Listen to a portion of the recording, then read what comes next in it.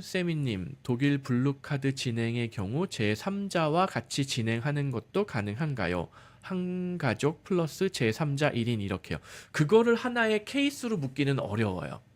근데 그런 방법은 가능할 수가 있어요. 이쪽에 죄송해요. 호레비 가족. 자녀가 줄줄줄 딸려있는 돌싱 아빠가 있어요. 이쪽에 자녀가 또 줄줄이 딸린 돌싱 엄마가 있어요. 이 두 분이 같이 뭐 결혼을 했다. 혼인 신고를 해가지고 같이 블루카드를 진행해서 영주권을 진행을 한다 하면은 근데 이미 부부 자녀가 있는 경우에 거기다가 하나를 더 붙이는 거는 불가능해요. 문의 말랑말랑견님, 이민을 앞두고 영어를 원활하게 하고 싶다는 생각이 많이 듭니다. 자유자재로 되게끔 준비하고 싶은데 한국에서 어떤 노력을 하는 게 좋을까요? 불가능해요.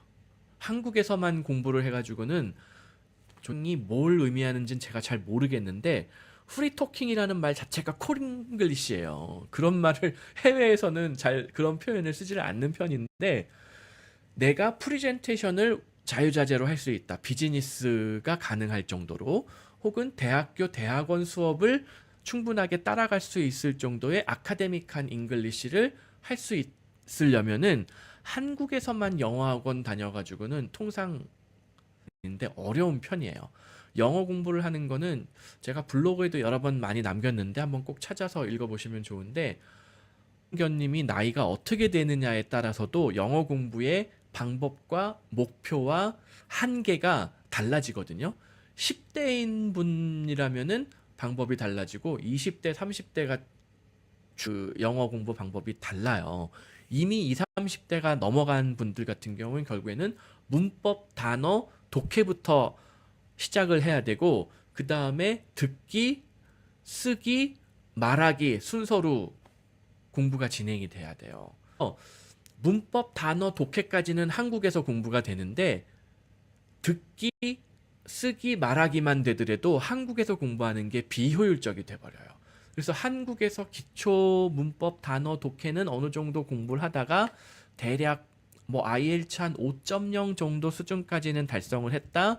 그러면은 그때부터는 해외에 돈을 어느 정도 투입을 해서 해외로 나가서 어학연수를 하는 게 더 효율적이기는 해요. 근데 어쩔 수 없이 한국에서 내가 IELTS 6.0, 7.0까지 만들어야 되는 상황이다. 그러면은 온라인, 오프라인 공부들을 병행을 해가면서 근데 아무튼 말랑말랑견님이 도대체 10대인지 20대인지 20대도 초반인지 중반인지 후반인지 아니면 30대인지 30대 중반인지 심지어 40대인지에 따라서 전략이 다 달라질 수밖에는 없어요. 전공, 경력, 또 영어 공부 방법에 심지어 내가 어느 정도의 자금의 준비가 되어 있느냐, 당장 워킹홀리데이 비자, 어학연수를 갈 수 있는 상황이냐, 정규 과정에 들어갈 수 있는 상황이냐, 한국에서 돈부터 벌어야 되는 상황이냐, 이거에 따라서 영어 공부 방법이 다 달라요. 작년에 국내 공학 박사 취득해서 회사 다니는 중인데요. 독일의 박사 후 연구원으로 먼저 들어간 다음에 취업을 노려보는 방법도 가능성이 있을까요? 당연히 있으면은 월급 받고 일하는 자리들도 충분히 있거든요. 그러면 독일에 그렇게 먼저 들어가서 얼마든지 취업 시도해 볼 수 있을 것 같아요. 이거 뭐 독일뿐만이 아니라 지금 정확하게 어떤 전공의 공학 박사이신지는 모르겠는데 미국, 독일, 뭐 북유럽 다 도전해 보셔야 돼요.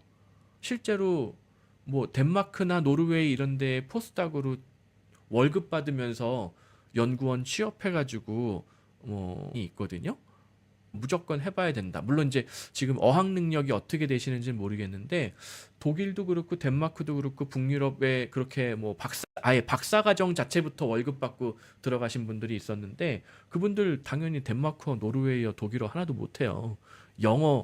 영어도 사실 솔직히 그 영어 실력으로는 미국에서 장학금 받기 쉽지 않았는데 IELTS 한 6.5, 7.0 겨우겨우 넘겼는데 하여튼 유럽에서 박사 과정 혹은 박사 후 연구 그 포스닥 과정 하시는 분들 많이 있으니까 이거 영어 빨리 준비하셔가지고 도전해 보셔야 돼요.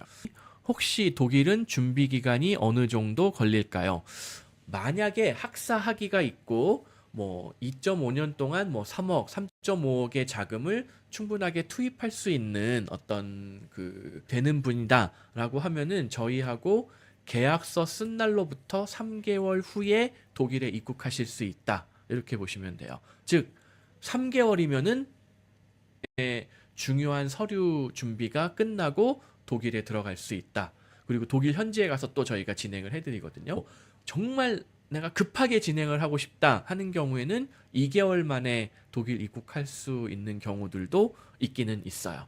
근데 통상 3개월 정도 준비하는 게 좋아요. 왜냐면은 하다 보면은 뭐 빼먹거나 실수하거나 오타가 생기는 경우가 있는데 그게 한 3개월 정도 기간이라면은 그거를 다시 한번 체크하고 리뷰하고 오타 난 거 다시 고치고 하는 시간이 2개월이면은 좀 그러면은 먼저 독일 들어가서 저희가 뭐 페덱스로 서류를 붙여가지고 처리하고 뭐 가능할 수도 있기는 있는데 아무튼 한 3개월 정도 보는 것이 좋습니다. 2.5년간 3억 혹은 3.5억 정도의 예산에 생활비, 저희 수수료, 세금, 4대 보험 이런 게 다 포함되어 있고 그냥 동네 공립학교를 보낸다 그러면은 하지 않으니까 문제가 아닌데 만약에 사립학교, 이중언어 사립학교를 보낸다, 국제학교를 보낸다 할 경우에는 교육비가 추가적으로 더 예산을 잡아야 될 수요. 하나당 1년에 한차 되는 건데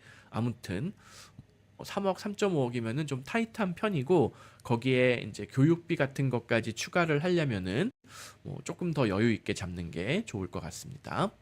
한꺼번에 드는 것이 아닌 매달 700씩 조달하면 가능할까요? 700으로는 조금 모자랄 것 같아요. 낮게 잡아도 한 6,000유로 잡아야 되거든요.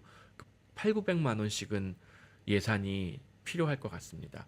환율로 거의만 굉장히 원화 가치가 떨어졌어요. 지금 와서 놀고 있는데 계산을 해보면은 옛날에는 바트화가 1바트가 한 30원 했거든요. 지금은 40원으로 계산해야 돼요. 처음 그 태국 놀러 왔을 때는 막 27원, 8원 하던 게 지금 30분님이 조금 개인적인 질문일 수도 있지만 세미님 자녀분들은 여권 이름이 전부 한국식인가요? 아니면 외국식인가요?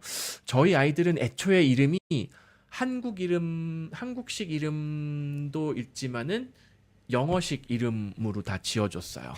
그래서 미국이나 호주에서는 아시안들이 영어 이름을 사용해도 별 큰 상관 안 하지만 유럽에서는 진짜 이름이 뭐냐고 물어본다고 해서 궁금합니다. 저희 아이들은 그런 질문을 받아본 적은 없거든요. 첫째 이름은 한나, 둘째 이름은 어네스트예요.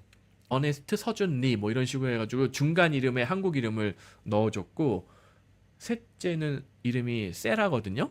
그래서 그냥 이세라, 이한나 뭐 이런 식으로 한국 이름하고 비슷하게 영어하고 같이 공용으로 쓸 수 있도록 지어서 뭐냐? 근데 여권 이름을 쓰는 게 사실은 중요해요.